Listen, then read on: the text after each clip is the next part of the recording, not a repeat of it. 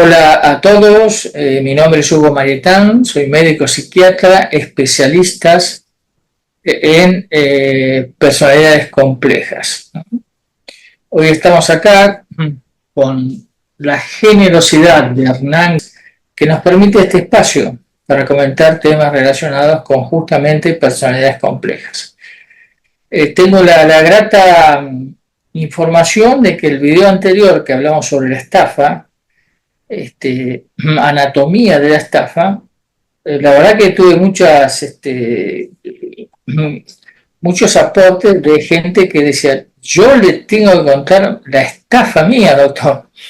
Bueno, hay un montón de gente, ¿no es cierto?, que está siendo en este momento estafada y que ha sido estafada, ¿no? Algunas cosas son como la que me hicieron hace poco, trataron, ¿no?, de hacer. Dice, lo llamamos de Google Maps, porque queremos corroborar si este es el correo que le voy a decir es el suyo y darnos alguna información para que sea todo preciso y cuando lo quieran ubicar lo pueden ubicar, lo pueden ubicar bien. Entonces digo, muchas gracias, pero no. Y ahí la corté, ¿no? Pues esas cosas. Pero esos intentos, yo tuve por lo menos 8 o 10 intentos a lo largo de estos 2-3 meses. Sospecho, como dicen algunos que saben de este tema, que ese tipo de llamados, ¿no?, es directamente desde la cárcel. Porque el gobierno anterior, ¿no?, desposibilitó a los presos tener el celular en la cárcel. A gente, ¿no es cierto?, delincuentes, ¿sí? Bueno, en fin, prácticamente no necesita comentarios que los delincuentes tengan celulares y bueno, aprovechan para hacer este tipo de estafas, ¿no? O si no, la que está muy conocida ya es, hola, ¿no es cierto?, tío, soy tu sobrino, el mayor, ¿no? ¿Y cómo te llamas? El mayor, me dice, soy el mayor de todos tus sobrinos, ¿no? Bueno. Bueno, también 3 o 4 pavadas más y corté inmediatamente, ¿no? Eso también. Bueno, después, esto me acuerdo una estafa que yo estaba tomando unas clases, esto es hace 20 años, estaba tomando unas clases sobre edición para editar una revista, se llama Almión, y se suena el teléfono, en aquel tiempo todavía estaba el teléfono fijo, atiende este hombre, que es el profesor, vamos a decir, que es un tipo de unos 50 años más o menos. Y dice, sí. Ah, mire usted, le dice, ¿no? Espera un segundo. Y se fue un poquito para adentro, ¿no es cierto? Y volvió. Dice, está bien, después conversamos, le dice, ¿no? Y me dice, no, me querían estafar, me decían que tenían a mi hija secuestrada y que querían, ¿no es cierto?, conversar conmigo por el monto del rescate, ¿no? Entonces, bueno, que se llame después. Y me fui a fijar al dormitorio y todavía mi hija, ¿no es cierto?, la vaca todavía estaba durmiendo. Así que, no, pero o sea que esos intentos tienen larga data. Bueno. Pero hoy quería decir un tipo de hecho, ¿no es cierto?, sobre estafa un poquito más pesados, ¿no? Más pesados, más comprometidos en la interacción estafador. Me consulta un consultante justamente, de 40 y pico de años. Previamente decía una reseña de lo que le pasó a este muchacho. Cuando él tenía 8 años, él es un profesional ahora, todo ese tipo de cosas, ¿no? Pero cuando él tenía 8 años, vivía en una provincia, ¿no?, donde su abuelo había tenido una destacada participación social, vamos a decir, ¿no? Era muy conocido. Pero era un abuelo un poquito pesado, ¿no? Duro, ¿no? De aquellos tiempos, ¿sí? Y entonces de pronto dice, yo estaba con mi abuelo, al cual yo quería mucho y hablábamos mucho y él también me quería mucho, ¿sí? y hablábamos, a él le gustaba que vaya a visitarlo y todas esas cosas, y yo me quedaba a veces a dormir ahí en la casa de él y todas esas cosas, ¿sí? Y en un momento siento un ruido, ¿no? Siento un ruido y de repente aparecen dos tipos, uno armado y el otro con vamos a decir, con un cuchillo grande, para no andar con la jerga, ¿no? Con un cuchillo grande, ¿no? Y lo acorralan al otro y lo atan en una silla al abuelo, lo atan en una silla al abuelo y dice, bueno, ahora vas a pagar todas tus, ¿no? Todo lo que has hecho, traidor. Entonces, el abuelo, ¿no? Le dice, pero no, pero yo tengo que hablar, no, se te acabó el momento de las charlas, ¿no? Ahora se acabó todo. Entonces lo ataron como un matambre en una silla.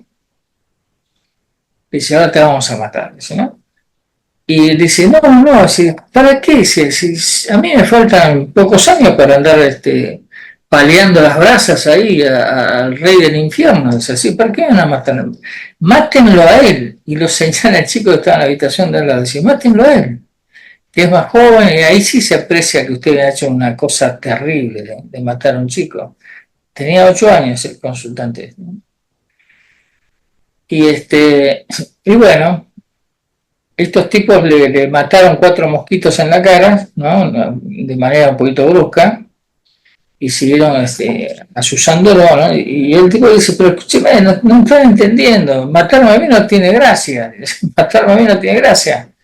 Ya estoy, ya dentro de este año y otro año, ya la naturaleza se encarga de todo este asunto. Mátenlo a él. ¿No? Y este pibito, 8 años, dice, él me cuenta ahora, ya con sus 50 años, 45 tiene. Me dice, yo escuchaba que hablaban y los golpes, escuchaba los golpes y que hablaban y los golpes. Dice, no sé, no me acuerdo bien qué decían, dice, a pesar de que ellos hablaban en voz alta, ¿sí? Pero sí me acuerdo perfectamente que mi abuelo les decía que me maten a mí. ¿No? Bueno, vaya a saber cómo arregló el viejo en esas circunstancias de inferioridad. La cuestión es que no lo mataron y se fueron. Pero yo ese de vez en cuando, dice, le digo, ¿no? Que eso fue a los 8 años. Por ejemplo, a los 10 años decía, abuelo, ¿por qué querías que me maten esas personas? ¿Por qué, abuelo? ¿Qué te hice yo? Si yo te quería mucho, te quiero mucho, ¿por qué? Entonces dice, pará, ya te lo expliqué 4 o 5 veces, 6, ¿cuántas veces te voy a explicar de nuevo? Y dice, yo le decía eso para que ellos se distrajeran, ¿no? Y pudiera yo negociar un poco algo con esta gente. ¿Sí? Yo sabía que no te iban a matar, porque no tenía sentido que te maten a vos que tenías 8 años. ¿Qué te iban a hacer? Sí, pero dijiste que me maten.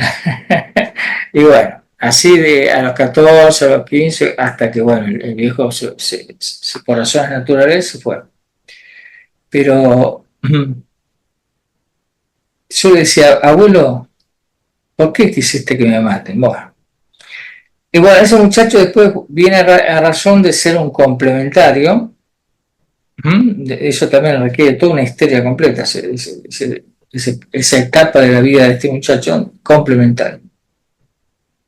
Muy duro, muy, muy duro.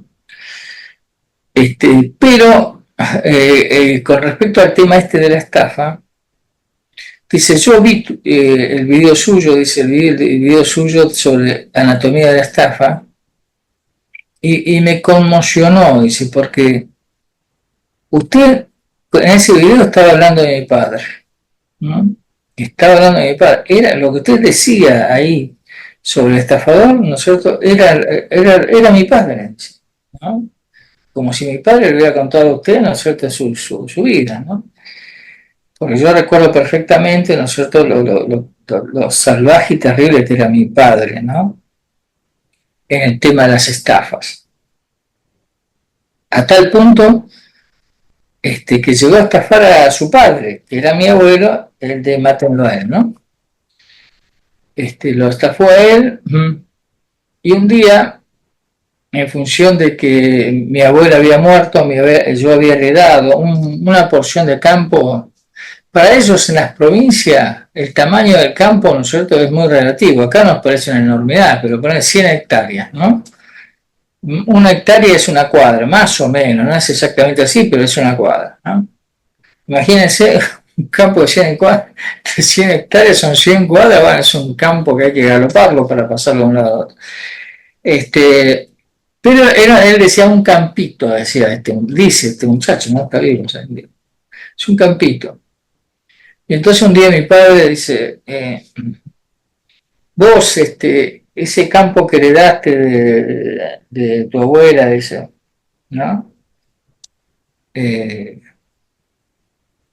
lo tenés hipotecado, ¿no? Dice, no, si estoy pensando qué hacer con eso, dice, ya era un muchachón, ¿no? Grande, ¿no? Estoy pensando qué hacer eso, si lotearlo, o si poner un cultivo raro, extraño, porque poner soja o poner maíz, todo el mundo está en ese, y 100 hectáreas es muy chiquito. Dice, bueno, vos tenés las escrituras. Sí que tengo escrituras. Bueno, dice, sé que tengo un problema, ¿no es cierto?, que tengo que pagar a un tipo que es bastante feo, ¿no? Bicho duro y difícil. Y bueno, se vencen ahora algunas cuotas y querías pagarle con tu campo. Entonces, pero papá, le dice, es el único campito que tengo. Dice, pero bueno, si yo te lo voy a resarcir, quédate tranquilo que yo... Ahora dice, él me cuenta, ¿no? Dice, yo sabía que mi padre le debía a Dios y María Santísima, dice, ¿no? Y tenía deuda por todas partes, ¿eh? Y venía la gente a tocar el timbre y decir, ¿por qué no me pagas si yo le presté, qué sé yo? Y él decía, no, escúcheme, amigazo. Y le hablaba, y le hablaba, y le hablaba. Y el tipo se iba, ¿no? Y yo sabía que darle el campo a él es prácticamente perderlo, ¿no? Porque iba a entrar en un pozo de deudas eternas, ¿no? De esos que él tenía que nunca pagaba. Pero a su vez, ¿no es cierto? Yo me decía, pero es mi padre, ¿cómo no le voy a dar la posibilidad de que haga unos pesos para que salga el problema que él tiene, que me está contando, ¿no? Eso típico de todos los estafadores, te cuentan sus angustias y sus problemas y que con eso que vos le vas a dar, a ustedes le hablo, ¿eh? Con eso que ustedes le van a dar se va a salvar, ¿no? De este inconveniente, ¿no? O sea, trabajan mucho el tipo de... crean culpa básicamente, y crean la posibilidad de que la culpa va a ser mayor si no obtiene él lo que está pidiéndoles. Bueno, así que fui, ¿no es cierto?, busqué la escritura del campo y se la di. Nunca me pagó, nunca me pagó. Y, y bueno, y pasó que un día me llama, habían pasado algunos años, me llama y me dice, ¿te acordás de ese campito que vos me diste? Que sí, vamos a hacer una cosa, dice, yo voy a levantar esa deuda que tengo y te voy a dar de nuevo el campo. Y cuando dice, mañana lo vamos a hacer eso, mañana lo vamos a hacer. ¿Eh? Y bueno, ese tipo, sorprendido porque había desaparecido el campo de la historia de todos. Y al día siguiente me entrega la escritura, dice, acá tenés la escritura, está todo pago, el campo no tiene deudas, ¿no? Y dice, bueno. Al día siguiente de este hecho, ¿no? Él estaba haciendo una comida, ¿no es cierto? Infarto y muere mi padre, ¿no? Y entonces, velorio, al día siguiente, ¿no? Velorio. Y yo estaba en el velorio, estaba un tío mío que había venido del extranjero, de casualidad que estaba ahí, también participó del velorio. y aparecieron un montón de gente, sí, escúchame, vos sos el hijo, estaba el cajón ahí, vos sos el hijo y este hombre tiene un montón de dudas con nosotros, ¿cómo vas a solucionar el problema ese? Le decían, ¿no? Y este era un muchachón, pero era un muchacho, ¿no? Y entonces este tío que había venido del exterior los dice, a ver, dice, vamos a organizarnos, cajón mediante ahí, ¿sí? Vamos a organizarlo. Ustedes, dice, si quieren hablar con el chico, primero van a hablar conmigo, dice el tipo, ¿no? Se acopó, acá decimos en Buenos Aires, el tipo copó la parada, es decir, se hizo cargo del problema y por la postura de este hombre, estos estafadores, digo, estos que habían sido estafados, ¿no es cierto? Sabían que con ese tipo no se jodía, ¿no? Hay códigos dentro de los malvivientes, vamos a decir. ¿No? En realidad viven muy bien, pero por malos hechos. Entonces, el tipo copó la parada, ¿se dan cuenta? ¿No? A lo macho, ¿eh? Pero en ese ambiente de provincia, de una provincia de cuchillos, ¿no? No era desacostumbrado a ese tipo de actitudes, ¿no? Y pudo frenar, dice él, pudo frenar que toda esta gente, ¿no es cierto?, viniera a pedir que les pague la deuda de mi padre que recién estaba muerto, dice, ¿no? Y que aparte yo no tenía nada que ver con todo eso, ¿sí? Que es otra cosa que no tiene en cuenta y en realidad nada que no tenga en cuenta, no le interesa al estafador las consecuencias de sus estafas, y después otra cosa que hace el estafador, ¿no? Que le pasaba a este hombre, el padre de este consultante, es que el tipo, ¿no es cierto?, va tapando huecos toda su vida. Él se pone en una deuda, ¿no? Y esa deuda, ¿no es cierto?, queda ahí. Estafa a otra persona, ¿no? Y tapa un pedazo de esa deuda, da una parte de la plata, paga un poco de esa deuda, pero queda endeudado con este nuevo. Y así se hace una cadena de deudas del cual de pronto es absolutamente imposible que pague todo eso, ¿no? Y siempre viviendo de todo, bueno, estafó a todos, cheque falso, hizo de todo el Código Penal del artículo 172 de las estafas, él las cumplió todas, absolutamente todas, ¿no? Nunca fue preso, en absoluto. Porque, como decía en el video anterior, lo último que quieren los estafados es que el estafador muera, porque ahí no cobran jamás la deuda que tienen con ellos, ¿no? O que se incapacite, por ejemplo, que vaya preso. Si los estafados cuidan que el tipo no vaya preso. ¿Por qué? Porque si va preso no tiene manera, ¿no es cierto?, de devolverle la plata que ellos le habían prestado, ¿no? O sea, esa cosa tiene este vínculo, ¿no? Entre ellos también, entre el círculo estafado y estafador, ¿no?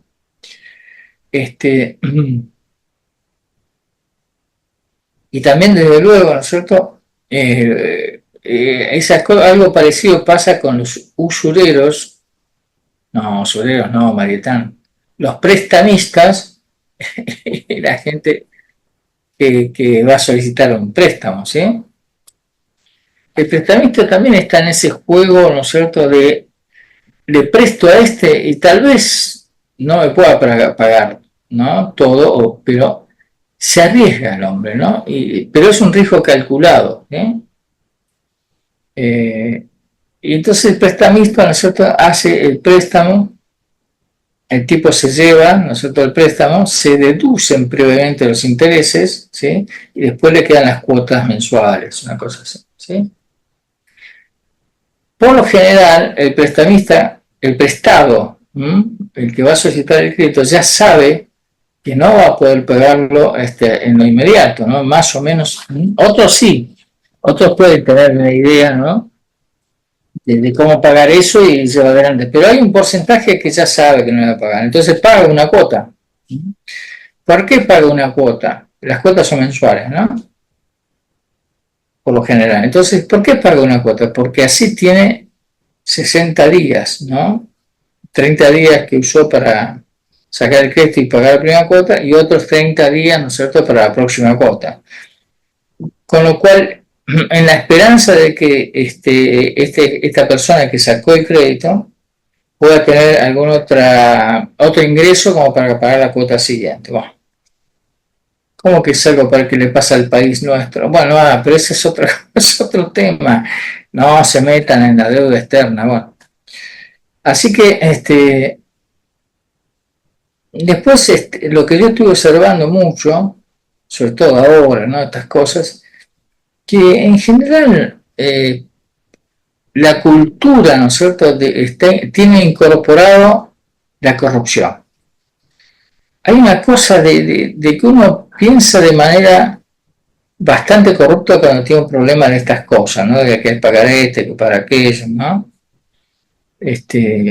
Algunos, como, bueno, nosotros, nunca yo ejercí eso, pero la corrupción es mucho menos, pero hay gente que dice, bueno, si vamos presos, arreglamos con. Arreglamos con algunas de las cadenas, ¿no es cierto?, que están relacionadas con meterlo preso, ¿no? Por ejemplo, esto es hace muchos años, prescribió por algún estúpido que quiera hacer un juicio con lo que digo.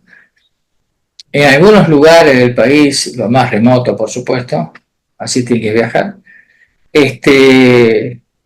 cuando metían, hace mucho, pero muchos años, cuando metían preso a uno, ¿no es cierto?, ¿cuál era la urgencia? La urgencia era ir a hablar con el comisario, es decir, la persona afectada iba a hablar con el comisario. Iban a conversar, decía, hay que conversar con el comisario, por favor, urgente conversar con el comisario, ¿no? Y juntaba algunas cosas, ¿no es cierto?, como para que el comisario esté más bueno, más digno, ¿no? Y a veces, digamos, la causa la cajoneaban, ¿no?, en función de la buena charla que había tenido el comisario con esta gente que estaba ayudado ¿para qué? Eran otros tiempos, para que la causa no pasase de la comisaría al juzgado. Entonces se paraba ahí, en función de que se tenía que investigar si hubo delito o no antes de llegar al juzgado. Después eso se modificó bastante, ¿sí? Pero era interesante como ya en aquellos lejanos tiempos había un dejo de a ver si arreglamos antes de que esto escale, ¿no? Vaya hacia otro. Bueno, por ahí algunos ha hecho un cuento, yo creo que han hecho un cuento, no me acuerdo qué autor, que decía que esa costumbre se había trasladado a los otros estamentos, ¿no?, de los juzgados, pero eso no está comprobado. Y después, bueno, también está esto que, en respecto al mismo tema, muchas complementarias, me dice, yo no entiendo, dice, él presenta a nosotros una causa en la cuestión de separación de bienes, separación o la cuota de los chicos, esas cosas, o bienes horarios y qué sé yo, de visita a los pibes. Él presenta la causa e inmediatamente le contestan. Yo presento un contrapapel sobre el que él había presentado y se demora, ¿no? Y a mí se me ocurrió, de puro fantasioso que soy, que tal vez se demora mucho porque la complementaria no va a conversar con esta persona que tiene que hacer girar el coso. Se me ocurrió así, de puro improvisado, ¿no? Tal vez no sea eso, a lo mejor justamente escribe muy complicado la complementaria y están tratando de descifrar qué quiso decir, ¿no? Pero sí, eso se comenta mucho. Si no puede ser, todo lo que dice él se hace, todo lo que digo yo no se hace, ¿no? Bueno, entonces en el tema de la estafa hay cierto cuidado del estafador, ¿no?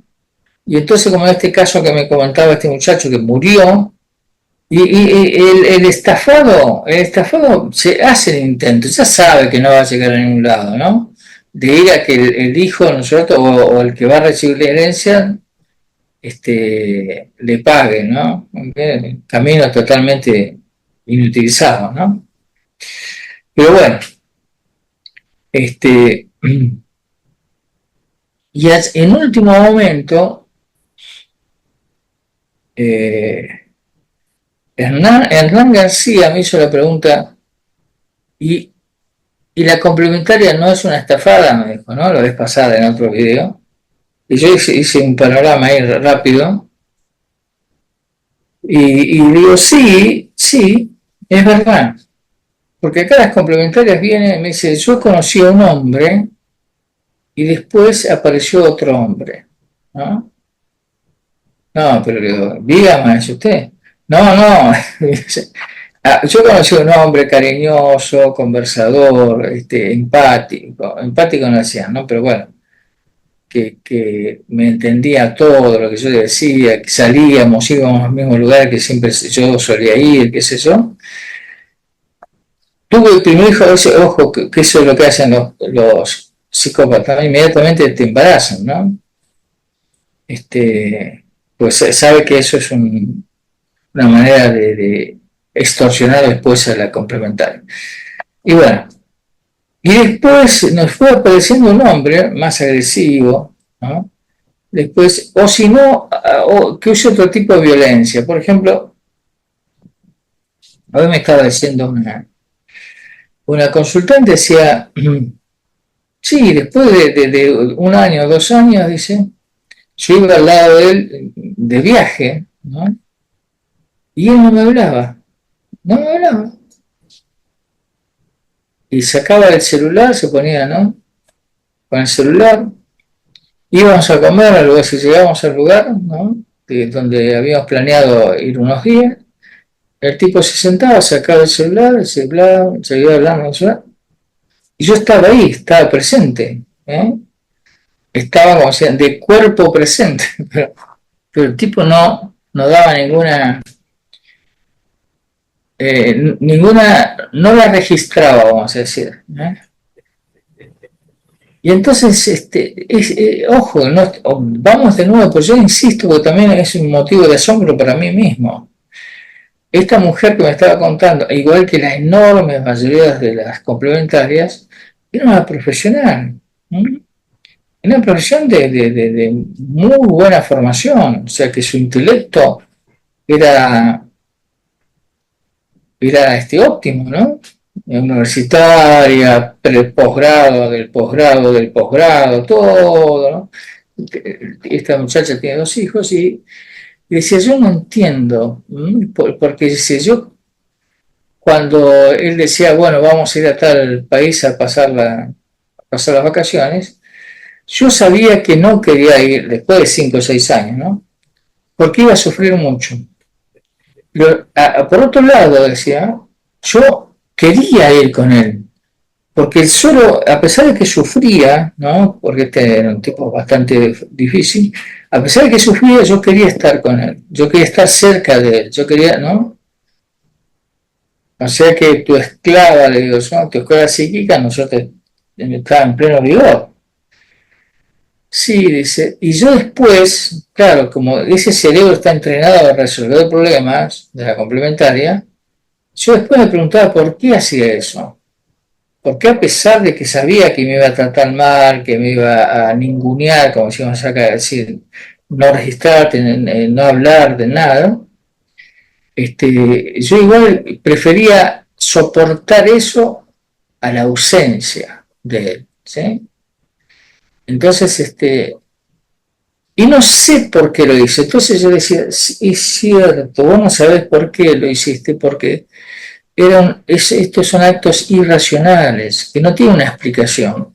Los actos racionales, ¿sí? Tienen explicación, pero los actos derivados de lo emocional, de lo afectivo, no tienen explicación, ¿no? No tiene explicación con palabras, porque eso se siente, pero no se puede explicar, ¿sí? Y la explicación que hay de algunos intentos de psicoanálisis y todas esas cosas de explicar las emociones y dividir todas las cositas de lo afectivas de aquí y de allá, son palabrerío en realidad, porque nada de eso, ¿no es cierto?, puede colocar entre límites, o sea, definir, colocar entre fines los estados afectivos, porque no se dejan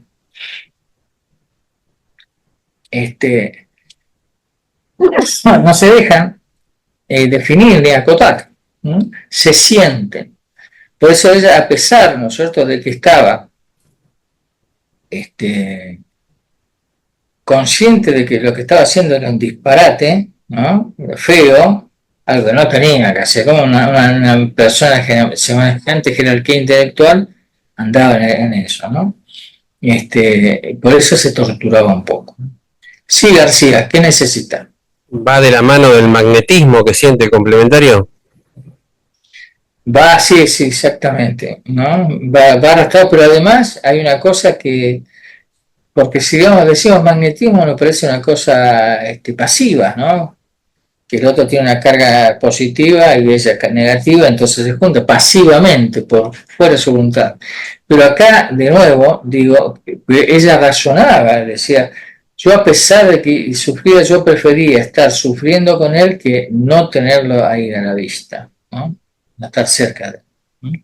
O sea, como de nuevo decimos que la complementaria tiene una participación activa en el circuito psicópata complementario, por eso no es una víctima, no es una víctima, porque la víctima al revés, ¿no? Al revés, este tipo me hace sufrir y sale corriendo para el otro lado, donde no está el psicópata, ¿sí? Pero acá no, acá ella quería estar. Bueno. Y entonces García me preguntaba si era una estafa, y yo sí, es una estafa. Y como todo estafador, hay este circuito del estafado y estafador, como toda estafada, ¿no es cierto?, también participa del circuito. Porque el estafado puede hacer un montón de cosas, ¿no? Ah, no me quieres pagar, bueno, y ahí lo puede pasar al otro nivel si tiene un arma o lo que sea, ¿no? Pero no, lo mantiene al estafador porque no quiere que le pase algo si no lo cobra. Bueno, también acá, en la cosa de la complementaria, a pesar de que sí, que es una estafa, porque se presenta como A, después se convierte en B y después aparece sin máscara en C y es horrible, ¿sí? O sea que es una estafa de tipo afectivo, una estafa emocional. Que es tolerada, porque yo digo una cosa, que eso le digo a toda la gente, inclusive a aquellos que están investigando también el tema de la psicopatía, es inmensa la tolerancia de la complementaria, ¿no? La complementaria puede tolerar cosas aberrantes desde el punto de vista humano, ¿no?, que le hace, ¿no es cierto?, el psicópata. Nada físico, porque esto no es físico, esto es psicológico, el tema de la psicópata, el complementario en este caso. Bueno, o sea que en la larga carrera de este consultante, que primero, ¿no es cierto?, tuvo este tema con el abuelo, abuelo, ¿por qué le dijiste que me maten? Bueno, después el padre, ¿no?, que le sacó el único campito decían ellos, porque deben ser gente que está acostumbrada a estancias grandes, ¿no?, que tenía, ¿no? Y después todo el martirilogio que le hizo la psicópata que le tocó en la vida, ¿no? Qué bárbaro. Bueno, eso un día lo vamos a conversar bien porque es muy, muy duro y muy difícil y él lo ha podido sobrellevar porque un día se encontró conmigo. Vino acá y me dice, mi mamá, mi tía y un hermano que tengo me dijo, anda a verlo a Marieta. Bueno, si no lo ves a Marieta no salís de esto. Y bueno, por suerte ahora está en camino. Una pregunta, don García. Sí. El complementario no se puede apartar por la angustia que siente cuando no está cerca del psicópata. Bueno, hay movimientos afectivos que uno puede ser estos, ¿no?, de la angustia. Otro puede ser los celos, ¿no?